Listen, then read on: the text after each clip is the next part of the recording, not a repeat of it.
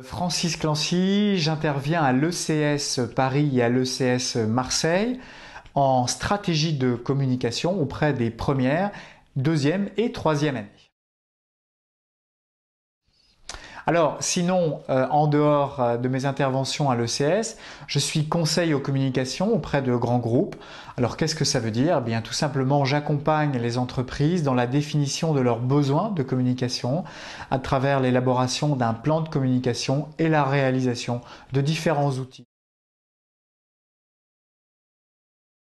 Qu'est-ce que c'est que la stratégie de communication d'une entreprise? Je dirais que c'est le moyen qu'a l'entreprise aujourd'hui de pouvoir se différencier dans un monde économique qui est assez agressif, assez compétitif. C'est une vision globale de ce que l'on a envie de dire, d'abord de ce que l'on a envie d'exprimer, et donc on va pouvoir agir à travers cette stratégie de communication sur un certain nombre de leviers à destination de cibles bien particulières. En deuxième, en troisième année, les étudiants vont être entraînés à l'élaboration d'une recommandation stratégique et ça c'est très important. Sur des cas concrets ou sur des entreprises existantes avec des problématiques réelles, je vais leur demander de faire une recommandation au client, une recommandation stratégique. Ça veut dire qu'ils vont devoir travailler sur la définition du besoin du client. Donc il va falloir comprendre ce qu'un client veut.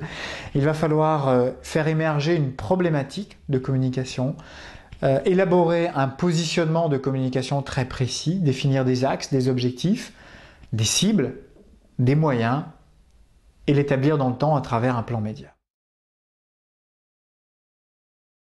Ce dont je me rends compte aujourd'hui dans l'exercice quotidien de mon métier, c'est que bien évidemment, la stratégie de communication d'une entreprise est d'autant plus importante que les moyens de communication de l'entreprise ont évolué. On parle beaucoup du net, mais qu'est-ce que c'est que le net aujourd'hui?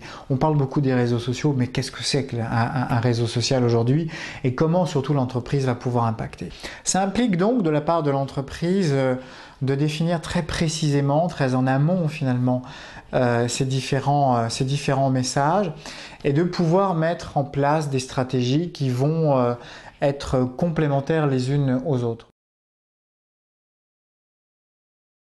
Les entreprises aujourd'hui qui ont su faire la différence, les entreprises aujourd'hui qui savent dans la culture finalement collective s'ancrer, ce sont des entreprises qui ont très fortement ancré une stratégie, qui ont très fortement ancré un univers de marque, un ADN, on va employer ce terme-là. Et même si cet ADN au départ, et même cet univers de marque aujourd'hui, eh bien, pour chacun d'entre nous, il est finalement...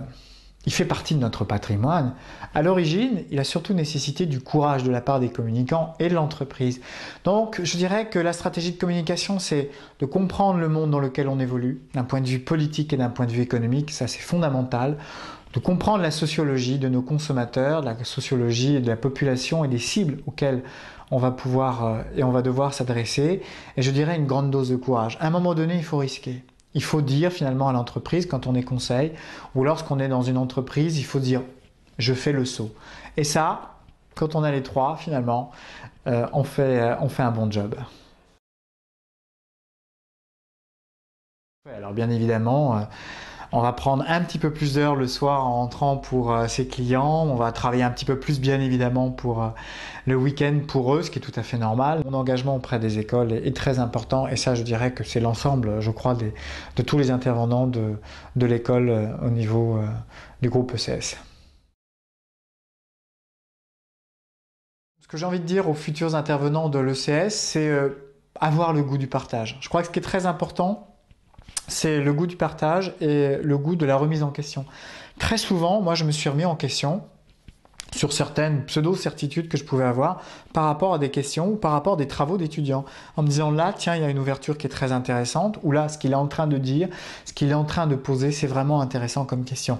Donc voilà, c'est un échange permanent, c'est avoir le goût de l'échange, et puis c'est avant tout du plaisir. Donc voilà, c'est du plaisir, du partage, être responsable de ce que l'on dit, responsable de ce que l'on fait, et puis avoir beaucoup de respect pour les étudiants que l'on a en face de soi, et d'exiger bien évidemment que eux en aient pour vous, mais enfin en général, ça se passe plutôt bien.